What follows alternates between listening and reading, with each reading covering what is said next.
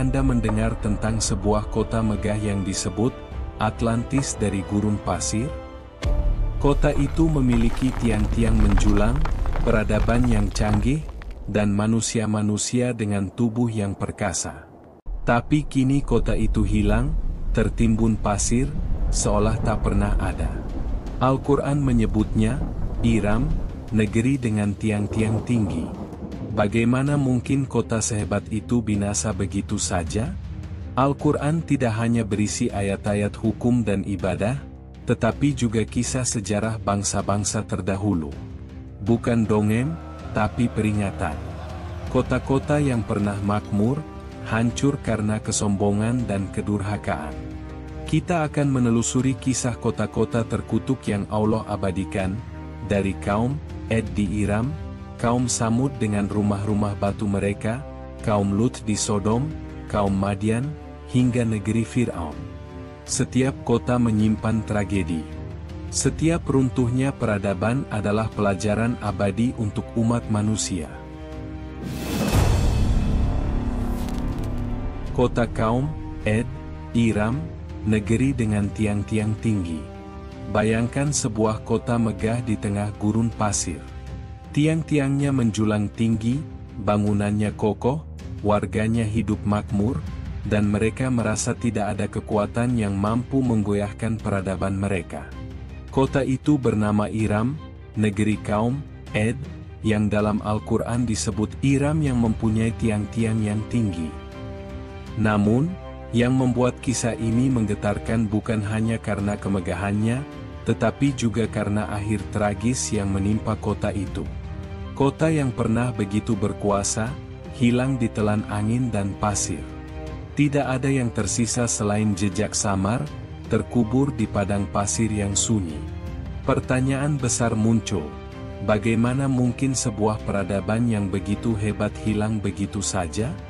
Dan lebih penting lagi, apa yang membuat Allah mengazab kota itu hingga namanya diabadikan sebagai peringatan abadi dalam Al-Quran? Kaum Ad adalah keturunan dari Sem bin Nuh. Mereka hidup setelah banjir besar di masa Nabi Nuh, dan tinggal di wilayah yang dikenal sebagai Al-Ahqaf, daerah berpasir luas di selatan Jazirah Arab, dekat Hadramaut, Yaman sekarang. Al-Quran menggambarkan mereka sebagai kaum yang diberi kelebihan, tubuh yang kuat, kemampuan teknik luar biasa, serta tanah yang subur. Mereka memanfaatkan kekuatan itu untuk membangun kota Iram, sebuah kota dengan tiang-tiang tinggi yang tidak ada tandingannya di dunia kala itu. Quran Surah Al-Fajr, ayat 6-8. Mereka juga dikenal sebagai bangsa yang bisa menggali sumur, mengalirkan air di tanah gersang, dan memakmurkan bumi. Dari sisi duniawi, mereka adalah bangsa yang sukses, kaya, dan berkuasa. Namun, kemegahan duniawi itu tidak diiringi dengan iman. Mereka sombong, merasa tidak butuh petunjuk Allah. Allah mengutus Nabi Hud kepada kaum Ad.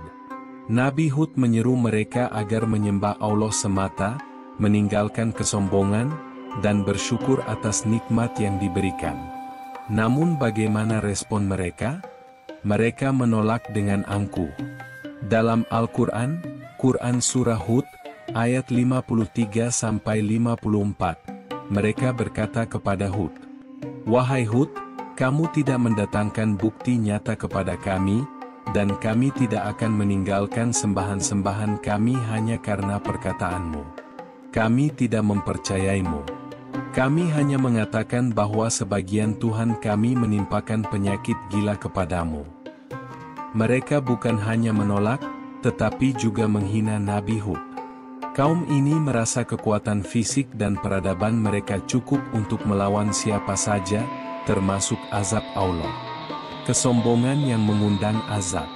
Kaum Ad sering berkata dengan sombong, "Siapakah yang lebih kuat dari kami?" Quran Surah Fussilat, ayat 15.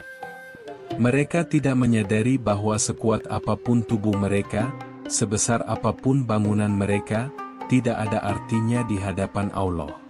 Nabi Hud mengingatkan bahwa kekuatan sejati hanya milik Allah. Tetapi mereka tetap ingkar.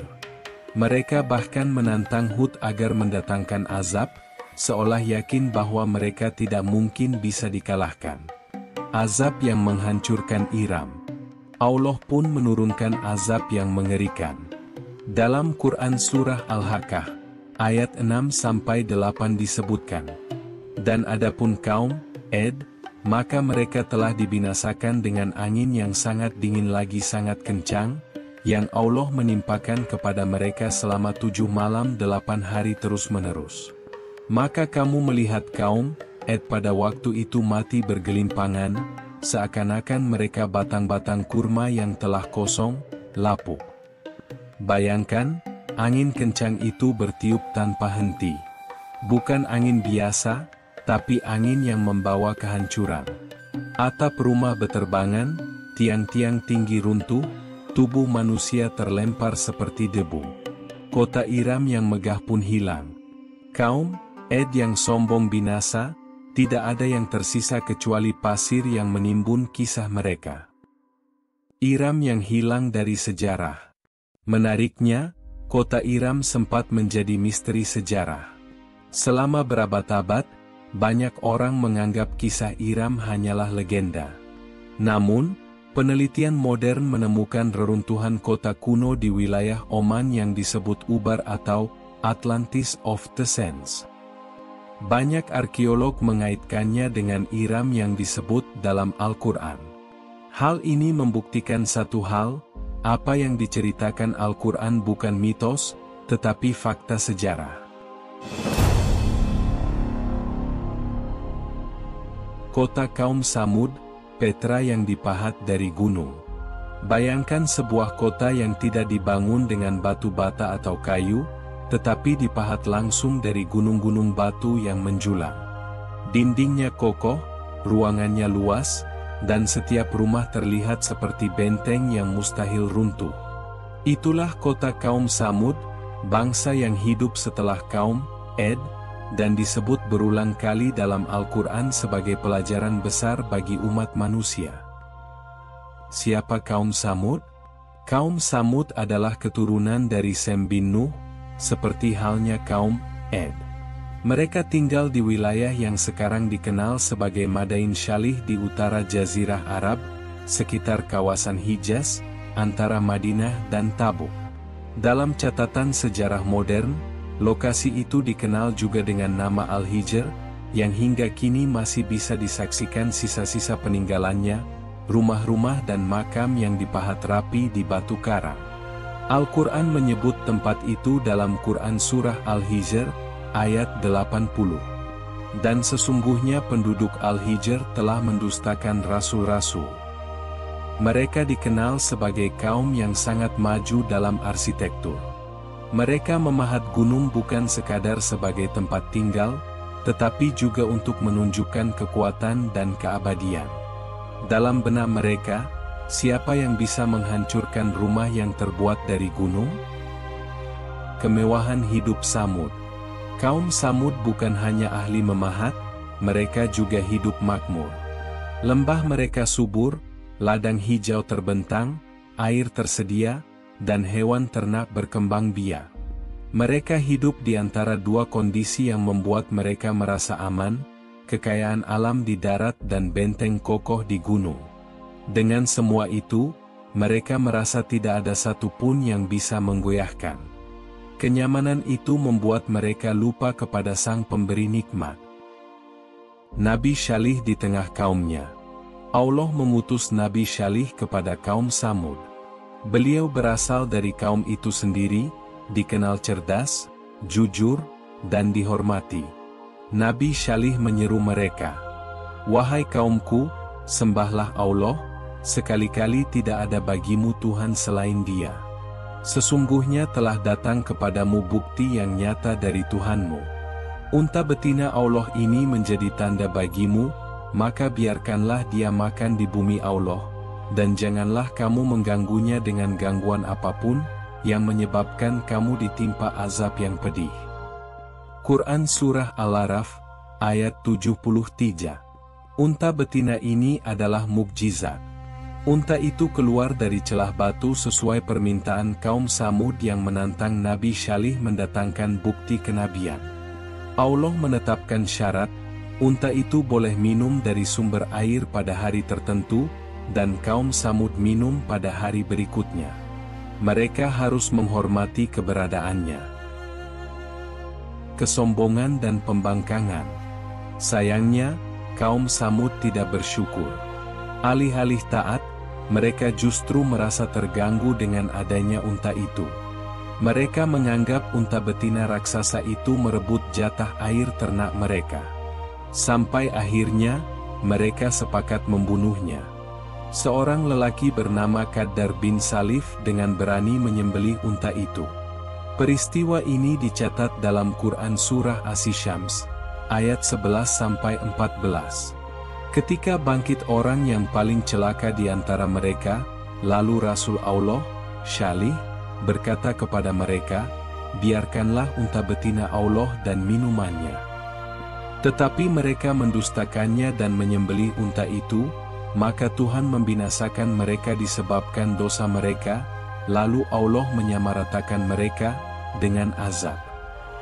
Pembunuhan itu bukan sekadar kejahatan pada hewan, tapi bentuk perlawanan langsung terhadap perintah Allah. Mereka menantang azab dengan tangan mereka sendiri. Azab yang menghancurkan Samud. Setelah unta itu dibunuh, Nabi Syalih memperingatkan kaumnya bahwa mereka hanya punya waktu 3 hari sebelum azab datang, Quran Surah Hud, ayat 65. Selama 3 hari itu, wajah mereka berubah warna. Hari pertama wajah mereka memerah, hari kedua menguning, dan hari ketiga menghitam. Itu tanda semakin dekatnya azab Allah. Pada hari keempat, terdengarlah suara keras menggelegar, disertai gempa bumi yang menghancurkan kota. Dalam sekejap, kaum Samud binasa. Rumah-rumah mereka yang dipahat dari gunung tidak mampu melindungi. Quran Surah Hud ayat 67 dan 68 menggambarkan.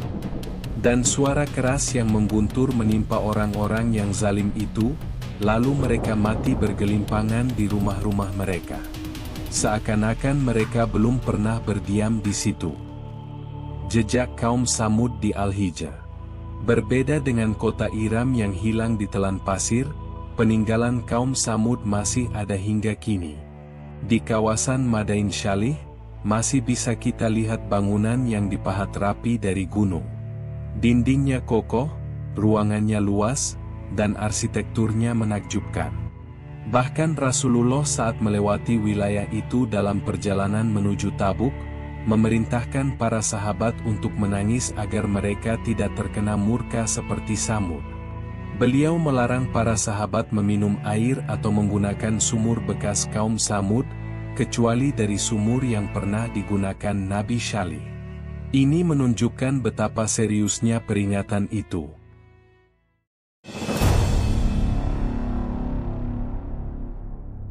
Kota Sodom, azab bagi kaum Nabi Lut. Bayangkan sebuah kota yang makmur, subur, dan indah, tetapi di dalamnya menyebar perilaku menyimpang yang tidak pernah dilakukan manusia sebelumnya. Itulah Sodom, tempat tinggal kaum Nabi Lut, alaihi salam. Kota yang subur, tapi rusak akhlaknya. Kaum Lut tinggal di Sodom, wilayah subur di sekitar Laut Mati sekarang. Tanahnya makmur, airnya cukup, dan jalurnya strategis di tengah rute perdagangan. Mereka tidak kekurangan apapun secara materi. Namun, nikmat itu justru membuat mereka tenggelam dalam perilaku yang hina. Mereka menjadi bangsa pertama yang melakukan hubungan sesama jenis, sebuah penyimpangan yang kemudian disebut sebagai dosa kaum Lut. Mereka tidak hanya melakukannya, tetapi juga membanggakan perbuatan itu secara terbuka.